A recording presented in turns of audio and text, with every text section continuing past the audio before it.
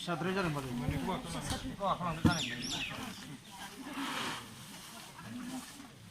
Chicken berapa?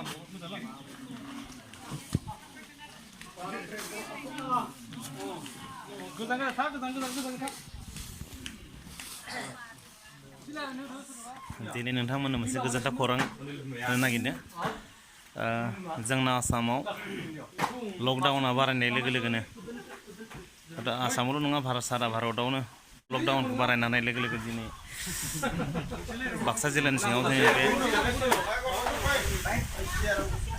मैनामाथा फोथार होननाय मैनामाथा गाव ना मैनामाथा गाव बे हेलासिगुरि गामियाव आं दंफैयो दिनै बिथांमोना गामियाव जेसेबां साख्रिआवला दं बिथांमोना जयै लोगो नांनानै रेसन रानदों गोरिब गुन्द्रा सुबुंफोरनो खेबसेल' नङा बिथांमोना दिनै जे खेबनै खेबथाम रानबाय रानदोंब्ला बिथांमोना सेरसे सेरनै रानाखै 10 केजिनिख्रुइ बांसिन माइरं दालि गोबां आलु 10 केजिनि बारा आरो थाव संख्रि बायदि माने गोबां मुवा बेसादफोर रानदों स' बिथांमोननि हाबाफारिखौ बेबायदि हाबाफारिखौ लानायखौ नुनानै जोबोद बाख्नायनांगोन लकडाउन समाव गोबां खामला मावनानै जाग्रा सुबुंफोरा खामला मावनानै जानो हायाखै खामानियाव थांनो हायाखै बेबायदि समाव बिथांमोना गामिनि सेंग्रा साख्रिआवला बिथांमोना बोराय बुरै गासैबो साख्रि जायगा बिथांमोना सार्भिस हल्डार बिथांमोना जयै लोगो नांनानै रेसन रानगासिनो दं दिनै जे खेबनै खेबथाम रानखांबाय दिनै बिथांमोना आरो फिन खेब दिनै बिथांमोना रानबावदों स' जाय बिथांमोना रानदों बिथांमोननिजों नोंथांमोननो खोनासंनो थाखाय आं नाजानि जाय बिथांमोना गैजायै जाय बिथांमोना लकडाउन समाव खामानि दामानि मावनो हायाखै गोरिब गुन्द्रा सुबुं बिथांमोन रेसन राननानै होदों रानगिरि बिथांमोनखौ आं नोंथांमोन दिन्थिगोन जाय बिथांमोना रानदों स' बिथांमोननि खुगानिफ्राय नोंथांमोना खोनासं स' आदा गिबियावनो आंनि चेनेलाव बरायबाय ना मानास सेरफां चेनेलाव खुलुमनाय थाबाय आदा दिनै मा रानखो ओरैनो जोङो दिनैहाय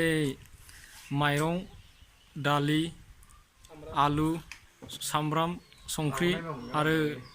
थाव साबोन थरसे बेखिनिखौ राननानै होबाय ओरैनोथ' नोंथांमोननि गामियाव आरोबाव सिगाङाव रानखांबावबायमोन ना रानखांबायमोन दा सिगाङाव माखासे गामियाव थानाय सार्भिस हल्डारफोरा सिगाङाव बिथांमोना ज' लोगो नांनानै माखासे गरिब गुन्द्राफोरनो रानग्रोदोंमोन दा बेबायदियैनो माखासे सार्भिस हल्डारफोर जेरैहाय रडआव थाहैनायफोर दङ बिथांमोनाबो गामियाव फैनानै गामिनि माखासे गरिब गुन्द्राफोरखौ हेफाजाब होनांगौ हिसाबै बिथांमोनाबो फैनानै नै दिनैहाय आरोबाव माखासे गरिब गुन्द्राफोरनो बेफोर बेसादखौ राननानै होबाय आरो माखासे जायफोर एकदमबारे बयनिख्रुइबो दुरबलसिन न'खर बिथांमोनखौ दाख्लै मोनखांनायफोरनोबो डाबल होनाय बायदियै होनाय जादों आरो माने दाख्लै सिगाङाव होनाय माखानोबो आरो फिन खेब होबावनाय जादों न'खरसे न'खरनै बेफोर जायबिला एखेबारे अबस्थाहीन बिथांमोननो डाबलैहायबो होनाय जादों लकडाउना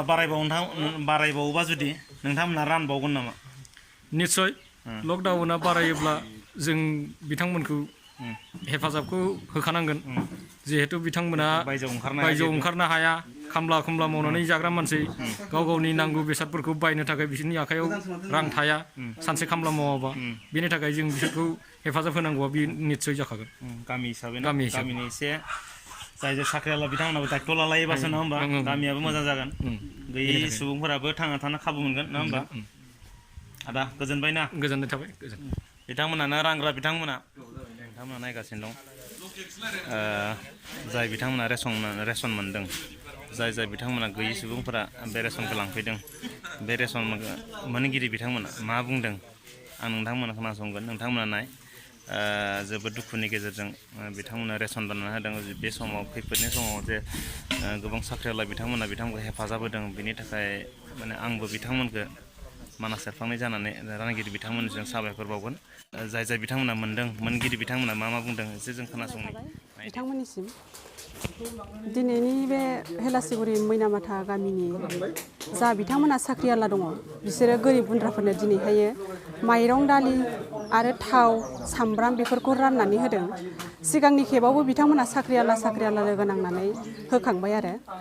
72 न'खरनो बिसोरो होखांबाय दाखालि बावैसो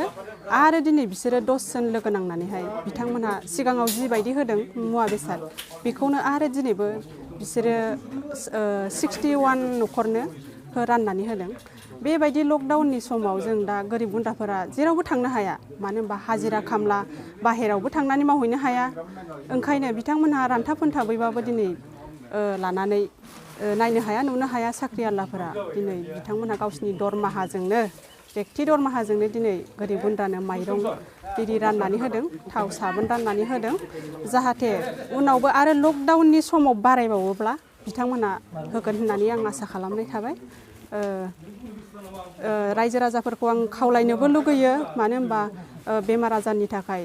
सरकारा जि बिथोन होदों बेखौ मानिनानै सोलिथों मानो होनबा बेमार आजारनिफ्राय बारग'थों आरो बयबो न'आव थानायनि राहायैथ' मुलि मेडिसिन जेबो राहा गैखाया नालाय ओंखायनो न'आव थानानैनो गाव गावबागाव बेमारखौ बारग'नानै लाथों रायजोफोरखौ आं बेखौनो खावलायनो लुगैयो आरोखि बयनिसिमबो आसा खालामनाय गोजोननाय बिथांमोननि साख्रिआवलाफोरनिसिम आं खुलुमनाय थाबाय आरो बेखिनि होनायनि थाखाय जथेस्थ' गोजोननाय मोन्दों आरो जोङो साननै सानथामबाबो जों सोलिनो हागोन जेबो उसुबिदा गैया आरो बिथांमोननिसिम जों रोजा रोजा बयबो रायजो राजाफ्रा साबायखर बावबाय जाहाथे बेफोरबायदि राननायनि थाखाय आरो